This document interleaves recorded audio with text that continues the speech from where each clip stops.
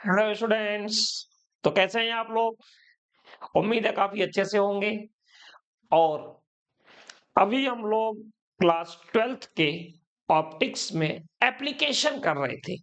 Application of total internal reflection. देखिए, करने को तो यार एक ही बार में निपटा दे पूरा, लेकिन आप लोगों में से भी कई लोग कहते हैं कि यार बहुत लंबा लेक्चर नहीं होना चाहिए, व्हाट्सएप पे जो नंबर है उस पर इन्फॉर्म करते हैं। नीचे कमेंट्स भी कर दिया करो, ऐसी कोई दिक्कत नहीं है। तो उस हिसाब से हम देखें तो कोई दिक्कत नहीं है। ये आज आपका लास्ट होगा एप्लीकेशन। तो इसमें देखिए, application of total internal reflection हम लोग यहाँ पे करने जा रहे हैं। 15th लेक्चर आई थिंक है ऑप्टिक्स का। अभी लेक्चर्स काफी होंगे। तो हाँ, एक चीज और, जैसे कमेंट्स करके आप जरूर बताइए कि आपको क्या पढ़ना है। ये सपोर्ट आप लोगों का मिल रहा है, ये मिलना चाहिए। और अगर चैनल को सब्सक्राइब नहीं किया है तो सब्सक्राइब कर दीजिए, ठीक है? तो अब यार टाइम वेस्ट नहीं करते हैं, आगे बढ़ते हैं। और अगला जो टोटल इंटरनल रिफ्लेक्शन का है वो क्या है? Optical fibre. हम बात करने जा रहे हैं ऑप्टिकल फाइबर। ऑप्टिकल फाइबर क्या होता है? ये ऐसी चीज है कि जो आप बड़े आसानी से देख सकते हो। अ, थोड़ा सा मैं कैमरे का ओरिएंटेशन चेंज कर लूं आपके लिए। मुझे लगता है कि इसमें थोड़ी सी कमी है। आई थिंक ठीक है, ठीक है। तो इस वजह से थोड़ा सा दिक्कत आ रही थी। हाँ, ऑप्टिकल फाइबर, क्योंकि ये ऑप्टिकल फाइबर मैंने लिखा था ना, तो ये जो कैमरे की पोजीशन थी वो थोड़ी सी ऊपर जा रही थी। ऑप्टिकल फाइबर क्या होता है? देखो, ये तो एक ऐसी चीज है जो आप देखिए, अभी जैसे मैं जो कनेक्शन चला रहा हूँ जियो का, उसमें भी होता है, फाइबर हमारे पास आता है। और छोड़िए, आपके घर में एयरटेल भी आजकल देता है, और भी बहुत सारी चीजें मिलती है, ऑप्टिकल कम्युनिकेशन में इसका यूज होता है, ठीक है? तो ये काम कैसे करता है ये समझिए। ऑप्टिकल फाइबर में क्या होता है कि मैं आपको थोड़ा सा बता दूं। ये जैसे आपके पास फॉर एग्जांपल एक, ये जैसे मान लीजिए कि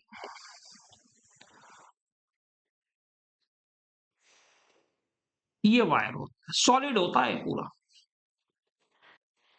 ये सॉलिड होता है, ये पूरा सॉलिड होता है, ये वाला हिस्सा, ठीक है? इसको हम बोलते हैं कोर, ठीक है? ये अपना होता है कोर। और इसके ऊपर एक हम क्या करते हैं कि लेयर चढ़ा देते हैं, ट्रांसपेरेंट लेयर,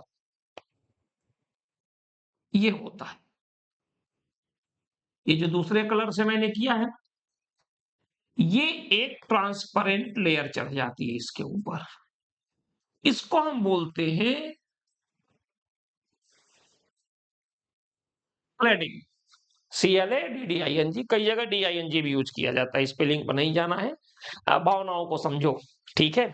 तो ये दो चीज होती है। इसमें जैसे मान लीजिए कि आपने कहा कि भाई इसका रिफ्रैक्टिव इंडेक्स है म्यू1 और इसका रिफ्रैक्टिव इंडेक्स है म्यू2। तो जो म्यू2 है ना वो लेस देन म्यू1 होता है। यानी ये जो है ना क्लैडिंग, इसका रिफ्रैक्टिव इंडेक्स अंदर वाले के रिफ्रैक्टिव इंडेक्स से कम होता है हमेशा। म्यू2, ये जो म्यू2 है ये हमेशा कम होता है। आप कहोगे कि भाई ये काम कैसे करता है? तो काफी सिंपल तरीके से काम करता है। अगर हम इस तरह से मान लें, देखिए एक अलग तरीके से इसको बना रहे हैं। तो अगर आप इसकी बात करोगे तो ये जो है वो क्या हो गया? Denser medium.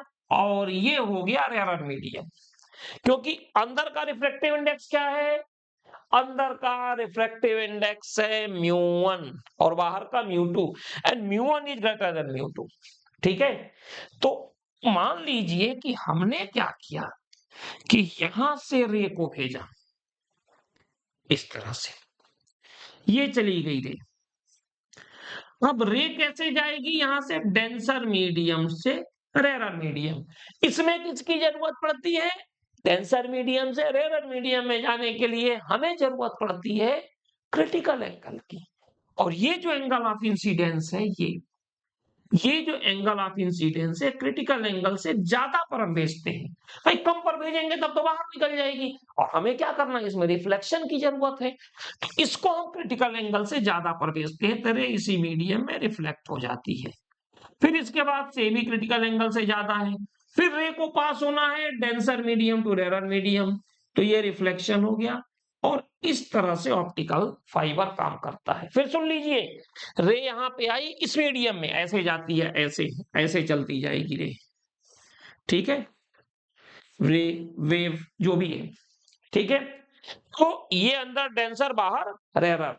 तो जब रे जाती है तो एंगल ऑफ इंसिडेंस होता है वो क्रिटिकल एंगल से ज्यादा हो जाता है। तो angle of incidence critical angle से ज्यादा होने की वजह से टोटल इंटरनल रिफ्लेक्शन होता है, क्योंकि रे जाती है denser medium to rarer medium, ठीक है। तो ये कंडीशन है अपने लिए ऑप्टिकल फाइबर की। अब एक चीज आती है जो आपने सुना होगा, और वो है रेनबो।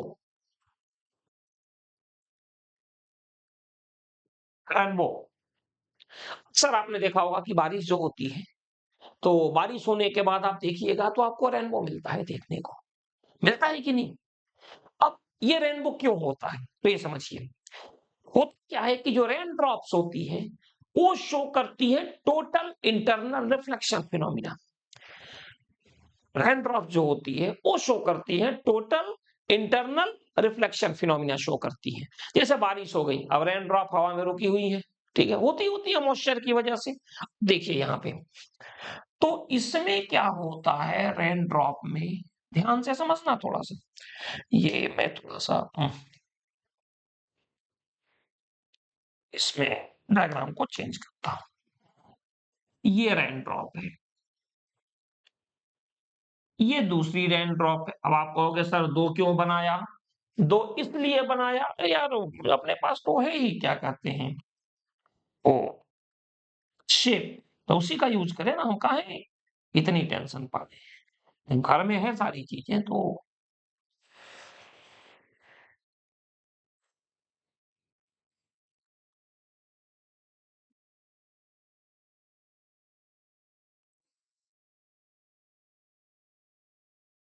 ये तो है। अब आपको लग रहा होगा कि सर दो क्यों बना रहे हैं, क्या जरूरत है? चलो मैं आपको थोड़ा सा बताएं इसके पीछे रीजन क्या है, कि दो टाइप की रेनबो बनती है, एक प्राइमरी रेनबो और एक सेकेंडरी रेनबो। एक प्राइमरी, एक सेकेंडरी। अब आप कहोगे यार प्राइमरी रेनबो क्या होता है, सेकेंडरी क्या होता है? बहुत ही सिंपल है।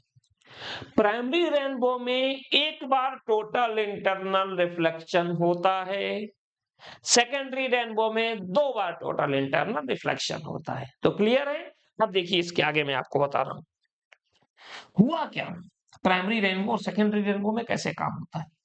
ये रे आई यहां पे, angle of white light I, angle of incidence critical angle से ज्यादा हुआ। तो इसमें क्या हुआ कि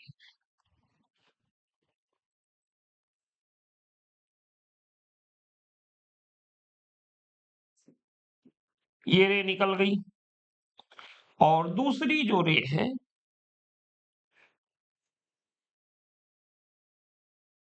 ये ऐसे निकल गई। ये जो रे आई व्हाइट लाइट, यहां पे क्या मिला, टोटल इंटरनल रिफ्लेक्शन, तो इससे रिफ्लेक्शन हो गया।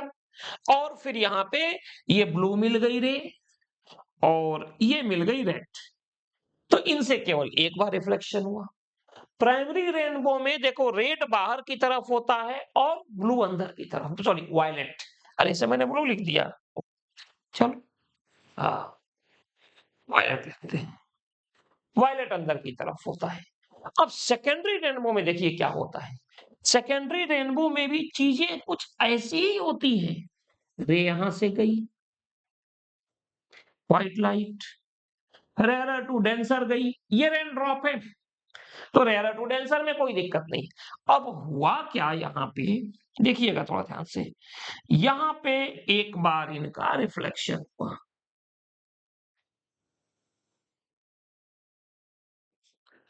और फिर रे यहां से बाहर निकली। देखिए 1 2 दो बार यहाँ पे टोटल इंटरनल रिफ्लेक्शन हुआ और साथ ही साथ क्या हो गया, वायलेट लाइट भी यहां से निकली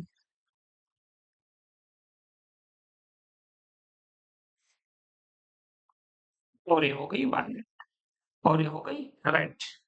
तो ये कंडीशन होती है। सेकेंडरी रेनबो में कितनी बार होता है, 2 बार रिफ्लेक्शन, 2 टाइम्स होता है। और प्राइमरी में क्या होता है, केवल 1 बार रिफ्लेक्शन होता है। तो आपने देखा होगा जो रेनबो बनता है ना, ये कुछ ऐसे बनता है, इस टाइप से भी बनेगा और फिर उसी के ऊपर इस टाइप से भी बनेगा। ये कुछ ऐसे बनता है। तो है क्या, आप ध्यान से देखिएगा।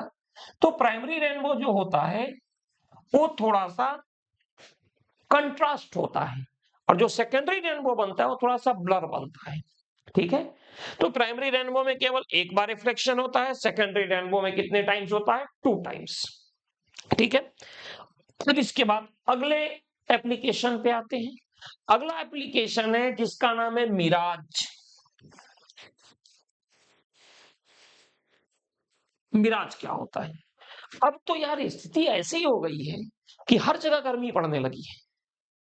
अब हर जगह गर्मी पड़ी है, अब क्या किया जाए बताओ, उसमें क्या उपाय है, कुछ है ही नहीं। आप देखिएगा एक समय था आज के 20-25 साल पहले, शायद अपने चाचा पिताजी लोगों से पूछिएगा, हम लोगों ने भी काफी हद तक वो चीज देखी है 30 साल पहले, कि चलो भाई जून जुलाई अगस्त के बाद से सितंबर से हम लोग को कंबल ओढ़ने पड़ते थे। तो सितंबर, अक्टूबर, नवंबर, दिसंबर, जनवरी, फरवरी, मार्च और अप्रैल से थोड़ी सी गर्मी स्टार्ट होती थी, बट काम चल जाता था। मेनली मई जून, मूवी भी बहुत सारी आई है कि जून का मौसम मस्त महीना टाइप का एक होता था ना, वो उस समय गर्मी बहुत ज्यादा पड़ती थी। अब यार मतलब जून में ही पड़ती थी, जुलाई तक, और अगस्त में थोड़ी उमस वाली पड़ती थी। लेकिन अब तो देखिए कि यार दिसंबर में भी ऐसी चलाना पड़ता है। तो जो कहते हैं ना कि मिराज मिलता है डेजर्ट एरिया में, अब तो यार हाईवे पर आपको देखने को मिल जाएगा मिराज ज्यादातर। तो मिराज होता क्या है, ये एक टाइप का ऑप्टिकल इल्यूजन होता है। ठीक है। ऑप्टिकल इल्यूजन होता है जो ऐसा लगता है कि हाँ काफी दूर पानी है, उसकी एक इमेज नीचे बन रही है, बट वहां जाते हो तो कुछ नहीं मिलता है। ये टोटल इंटरनल रिफ्लेक्शन की वजह से बनता है। तो देखिए कैसे होता क्या है। जैसे मान लीजिए कि ये यहाँ पे कोई आदमी है और ये कोई पेड़ है,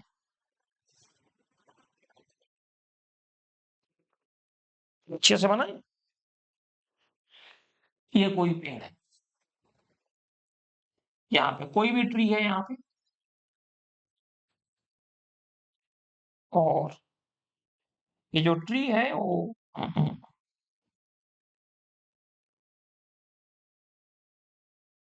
बहुत बड़ा हो गया इसकी पत्ती तो, ये कोई ट्री है,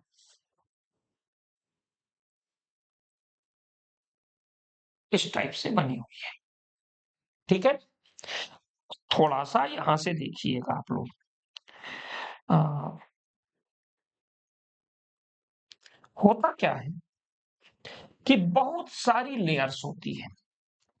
जैसे मान लीजिए कि ये एक लेयर्स हो गई, ये सेकंड लेयर हो गई। अब आप कहोगे यार लेयर क्या है, तो मैं आपको थोड़ा समझाने की कोशिश कर रहा हूं। लेयर का मतलब ये है कि जो नीचे की गर्मी में ही होता है ऐसा। ठीक है, समर के मंथ में क्यों होता है ये बता रहा हूं। नीचे क्या है, नीचे की लैंड है, जो लैंड नीचे की है वो हीट हो जाती है। तो जब वो हीट हो जाएगी तो वो जो एरिया होगा, आप समझ सकते हो, वहां पे एयर की डेंसिटी कम हो जाएगी और धीरे धीरे ऊपर जाइएगा तो हीट कम होता जाएगा, तो एयर की डेंसिटी बढ़ती जाएगी। मतलब नीचे की तरफ रेयरर मीडियम बनेगा और ऊपर की तरफ डेंसर मीडियम बनेगा। ठीक है। तो होगा क्या, होगा ये कि जैसे मान लीजिए कि यहाँ पे कोई है, यहाँ पे, तो इससे रे आई यहां से, तो रे कैसे आ रही है? यहां से कोई रे आई, तो रे आ गई रेयर मीडियम से डेंसर मीडियम, तो नॉर्मल से अवे जाएगी, फिर नॉर्मल से अवे जाएगी, फिर नॉर्मल से अवे जाएगी, फिर नॉर्मल से अवे जाएगी, और थोड़ा सा बनाने में इसमें वो होता है। देखिए यहां से रे आई, अब ऊपर डेंसर मीडियम है, नीचे रेयर मीडियम, तो ये थोड़ा सा अवे जाएगी नॉर्मल से। अच्छा, फिर कैसे आ रही है? डेंसर टू रेयर, फिर थोड़ा सा और अवे जाएगी, फिर थोड़ा सा और अवे जाएगी, फिर थोड़ा सा और अवे जाएगी। अब ये जो एंगल है क्रिटिकल एंगल से ज्यादा हो गया, तो रे का क्या हो जाएगा? रिफ्लेक्शन। अब जैसे मान लीजिए यहाँ पे कोई खड़ा है आदमी, तो जब इसको प्रोड्यूस करेंगे पीछे की तरफ, तो उसको ऐसा लगेगा कि इसकी एक इमेज बन रही है। ये यहाँ पे कोई आदमी है, तो उसको ऐसा लगेगा कि उसकी इमेज बन रही है। ध्यान से देखिएगा, ये हो गया डेंसर, ये नीचे हो गया रेयरर। क्यों नीचे रेयरर हो गया? तो सिंपल सी बात है, ये है मान लीजिए अर्थ। समर में क्या होता है, अर्थ का सरफेस हीट हो जाता है, टेम्परेचर ज्यादा हो जाता है। टेम्परेचर ज्यादा होने की वजह से क्या होगा? इसके कांटेक्ट में जो एयर होगी उसकी डेंसिटी भी कम हो जाएगी। अब धीरे धीरे वह ऊपर आइए, ऊपर आइए, ऊपर आइए, तो डेंसिटी बढ़ती जाएगी, क्योंकि नीचे टेम्परेचर ज्यादा है, ऊपर कम है। अगर ऊपर टेम्परेचर कम है तो डेंसिटी क्या होगी? ज्यादा होगी। भाई देखिए, अब आप कहोगे कैसे, तो थोड़ा सा मैं आपको लेके चलूंगा काइनेटिक थ्योरी ऑफ गैसेज में। जब टेम्परेचर ज्यादा होगा तो एयर के मॉलिक्यूल्स जो होंगे हीट एब्जॉर्ब करेंगे, तो उनकी काइनेटिक एनर्जी बढ़ जाएगी। ठीक है, काइनेटिक एनर्जी बढ़ जाएगी तो डेंसिटी कम हो जाएगी। ठीक है, ये रीजन है। और ये आई रही है, तो डेंसर टू रेयर आई, तो नॉर्मल से कैसे बैंड होती है? अवे। फिर बैंड अवे होती गई, होती गई, होती गई, होती गई। अब एक कंडीशन ऐसी आई कि डेंसर टू रेयर जाने में एंगल ऑफ इंसिडेंस ये जो है ना, ये क्रिटिकल एंगल से ज्यादा हो गया, ये यानी आई ग्रेटर देन सी, और रे क्या हो गई? रिफ्लेक्ट हो गई। सो हमें ये दिखाई देने का। ऐसे ही एक काम आप लोगों के लिए छोड़ रहा हूं मैं, जिसका नाम है लूमिंग, जो कोल्ड कंट्री में बनती है। कोल्ड कंट्री में, चलो बता ही दे रहा हूं आप लोगों के लिए कैसे छोड़े। जैसे मान लीजिए कि ये कोई माउंटेन है, ठीक है, ये कोई माउंटेन है।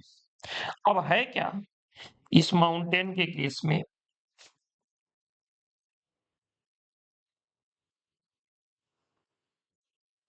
नीचे की तरफ यहां से कोई शिप आ रही है, ये कोई शिप है जो आ रही है। तो इसमें भी यही होता है, जो नीचे का पोर्शन होता है जहां पे पानी वगैरह होता है, वहां टेम्परेचर कम होता है, तो वहां डेंसर मीडियम हो जाएगा, और ऊपर की तरफ क्या होगा? Rarer medium. तो इसमें भी अगर हम देखें तो मान के चलें कि बहुत सारी लेयर्स यहां भी बन जाती है, बहुत सारी लेयर्स बन जाती है। तो अब जो रे चलेगी वो कैसे चलेगी?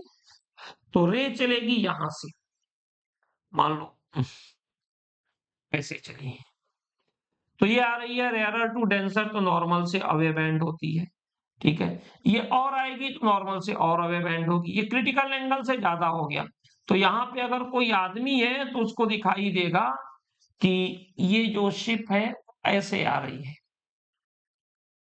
हाँ,